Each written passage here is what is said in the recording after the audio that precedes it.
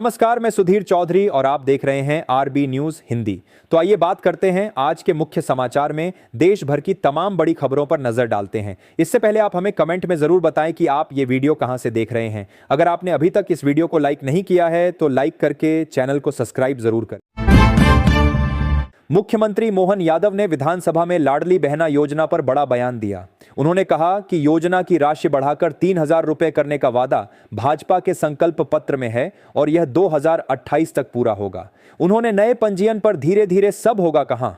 कांग्रेस ने सरकार के जवाब से असंतुष्ट होकर बहिर्गमन किया। नए पंजीयन और 60 वर्ष की आयु सीमा पर सवाल उठाए। राज्यपाल गुलाब चंद कटारिया ने मुकेरिया में नशे के खिलाफ पदयात्रा का नेतृत्व किया। उन्होंने जनता से इस आंदोलन में सारथी बनने का आह्वान किया ताकि रंगला पंजाब का सपना साकार हो सके। मदर्स अगेंस्ट ड्रग्स थीम पर आधारित इस जन जागरूकता अभियान में विभिन्न संगठनों और नागरिकों ने भाग लिया। कटारिया ने कहा कि युवाओं को नशे से बचाना सबकी जिम्मेदारी है और राज्य सरकार का अभियान सफल हो रहा है।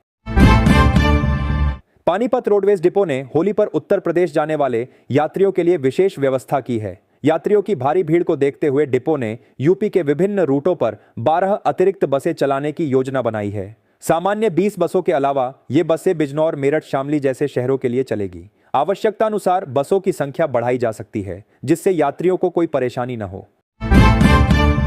अमेजन ने बेंगलुरु में एशिया का अपना दूसरा सबसे बड़ा कार्यालय खोला है। यह 12 मंजिला परिसर 11 लाख वर्ग फुट में फैला है। यहां 7,000 से अधिक कर्मचारी काम करेंगे। कंपनी ने भारत में पहले ही 40 अरब डॉलर का निवेश किया है और 2030 तक 35 अरब डॉलर का अतिरिक्त निवेश करने की प्रतिबद्धता जताई है। यह भारत की डिजिटल अर्थव्यवस्था और रोजगार को बढ़ावा देगा। गृह मंत्री सम्राट चौधरी ने बिहार में बढ़ते साइबर अपराध को बड़ी चुनौती बताया। उन्होंने पटना में बिहार पुलिस सप्ताह 2026 के उद्घाटन पर विशेष साइबर अपराध इकाई के गठन की घोषणा की। यह इकाई हाईटेक संसाधनों से लैस होगी और ऑनलाइन ठगी पर अंकुश लगाएगी। पुलिसिंग को आधुनिक बनाने के लिए एआई तकनीक का उपयोग किया जा रहा है। साथ ही जन सहयोग और सामुदायिक सहभागिता पर भी जोर दिया गया। चांदी की कीमत में अचानक 13,000 रुपये प्रति किलो से ज्यादा की तेजी दर्ज की गई है। सोने के दाम भी 2,787 रुपये प्रति 10 ग्राम बढ़े। एमसीएक्स पर चांदी 2,66,536 रुपये प्रति किलो और सोना 1,59,663 रुपये प्रति 10 ग्राम पर पहुंच गया। इस अप्रत्याशित उछाल के पीछे के कारणों पर सवाल उठ रहे हैं और भविष्य में कीमतों की दिशा पर भी चर्चा हो रही है। हरियाणा के मुख्यमंत्री नायब सैनी ने लुधियाना में पूर्वांचल सम्मान रैली में एएपी पर हमला बोला। उन्होंने कहा कि आप भ्रष्टाचार में कांग्रेस से भी 4 कदम आगे हैं और पंजाब में वादे पूरे नहीं किए। सैनी ने आरोप लगाया कि आपने नशे को बढ़ावा दिया। उन्होंने पंजाब में भाजपा सरकार बनने पर नशा और गैंगस्टर संस्कृति खत्म करने का वादा किया। पीएम किसान सम्मान निधि की 22वीं किस्त फरवरी के अंत से मार्च 2026 के बीच जारी होने की उम्मीद है। लगभग 9 करोड़ किसानों को 2,000 रुपये मिलेंगे। किस्त पाने के लिए eKYC अनिवार्य है जिसे ऑनलाइन या CSC सेंटर पर पूरा किया जा सकता है। उत्तर कोरिया की वर्कर्स पार्टी कांग्रेस में किम जोंग उन को फिर से जनरल सेक्रेटरी चुना गया। पार्टी ने उनके परमाणु कार्यक्रम और सैन्य विस्तार की सराहना की। अमेरिका और दक्षिण कोरिया से संबंध पहले से तनावपूर्ण है। विश्लेषकों का मानना है कि आने वाले वर्षों में किम परमाणु और सैन्य क्षमता को और तेज करेंगे। पंजाब के मुख्यमंत्री भगवंत मान ने मेरी रसोई योजना के तहत नीले कार्ड धारकों के लिए विशेष फूड किट की घोषणा की है। इससे लगभग 40 लाख परिवारों को लाभ मिलेगा। बिहार में होमगार्ड के 13,500 रिक्त पदों को भरने के लिए राज्य सरकार की ओर से मंजूरी मिल गई है। अब जल्द ही गृह विभाग की ओर से नोटिफिकेशन जारी कर इस भर्ती के लिए आवेदन शुरू किए जाएंगे।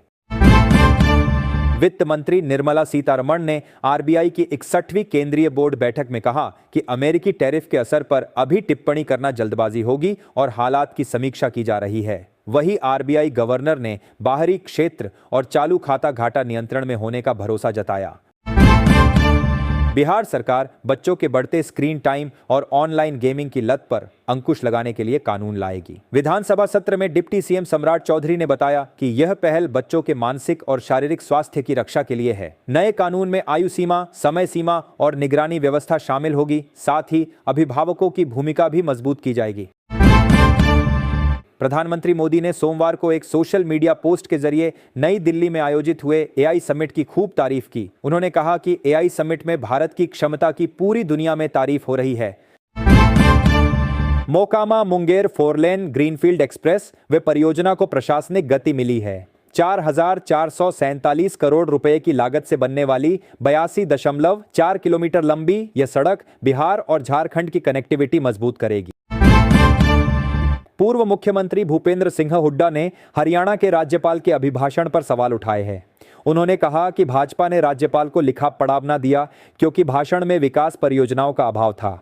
हुड्डा ने हरियाणा में बढ़ते अपराध, बेरोजगारी और बिगड़ती कानून व्यवस्था पर चिंता जताई। उन्होंने आरोप लगाया कि राज्य अपराधों में नंबर 1 बन गया है, जबकि सरकार केवल भाषणबाजी कर रही है।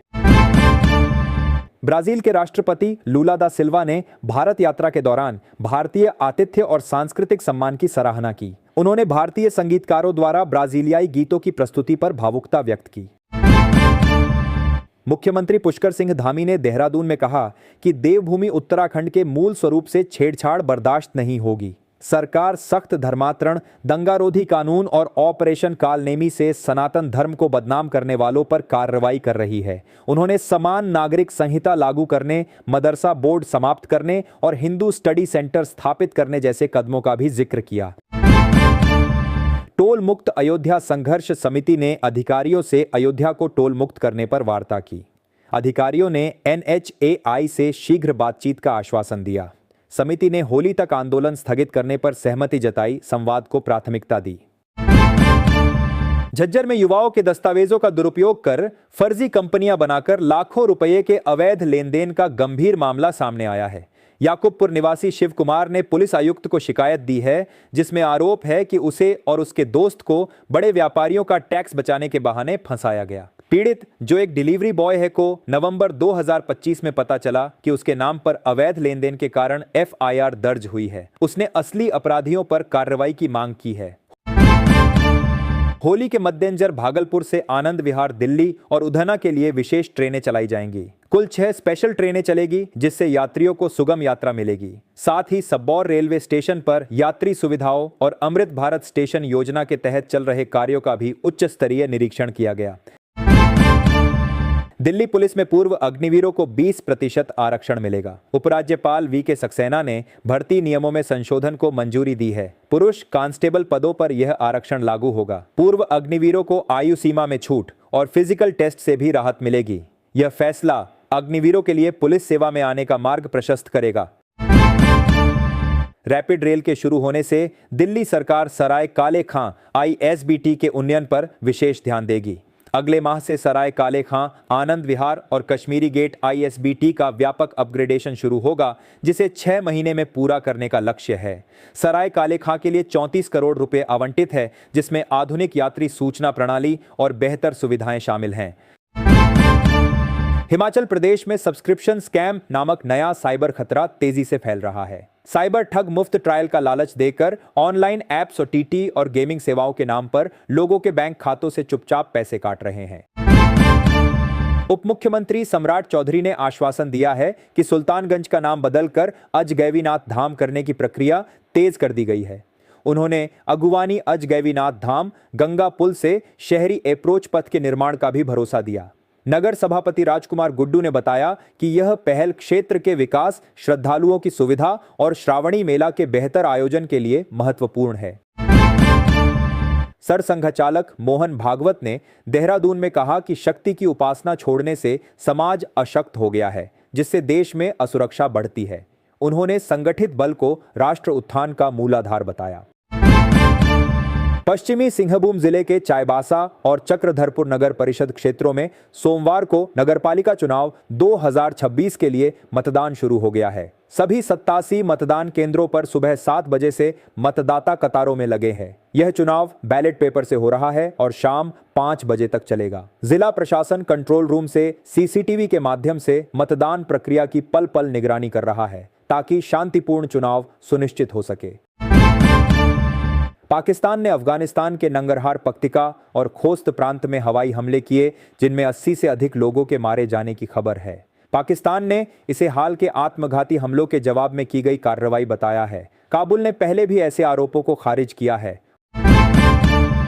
होली पर यात्रियों की सुविधा के लिए आगरा रोडवेज 200 अतिरिक्त बसें चलाएगा। इनमें 100 बसें दिल्ली और 50 जयपुर मार्ग पर होगी, जबकि लखनऊ और यमुना एक्सप्रेसवे के लिए 25-25 बसें चलेगी। 28 फरवरी से 9 मार्च तक चलने वाली इन बसों से चालक परिचालकों को 4,500 रुपए का प्रोत्साहन भी मिलेगा। उत्तर प्रदेश पशुपालन विभाग ने 50 से कम गोवंश वाले छोटे गोआश्रय स्थलों को बड़े केंद्रों में विलय करने का निर्णय लिया है। यह कदम गोवंश संरक्षण व्यवस्था को सुव्यवस्थित करने और संसाधनों का बेहतर उपयोग सुनिश्चित करने के लिए उठाया गया है। रूस ने यूक्रेन की राजधानी कीव समेत कई शहरों पर क्रूज बैलिस्टिक मिसाइलों और ड्रोन से बड़ा हमला किया। ओडेसा बंदरगाह और ऊर्जा संयंत्रों को भी निशाना बनाया गया। लवीव में एक पुलिस अधिकारी की मौत और 24 घायल हुए।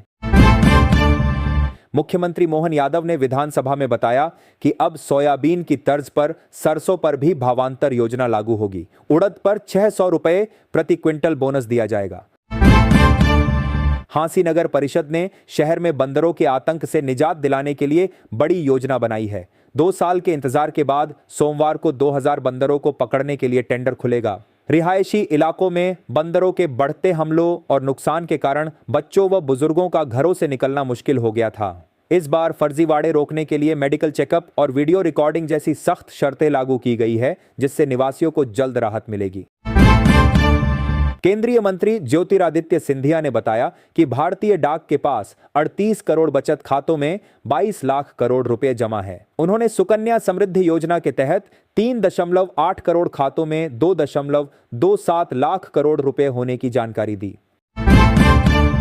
सीतामढ़ी के सेंट्रल कोऑपरेटिव बैंक ने किसान क्रेडिट कार्ड धारकों को बड़ी राहत दी है। 6 साल से अधिक पुराने एनपीए आरणों पर 100%, जबकि 4 से 6 साल पुराने आरणों पर 90% ब्याज माफ होगा।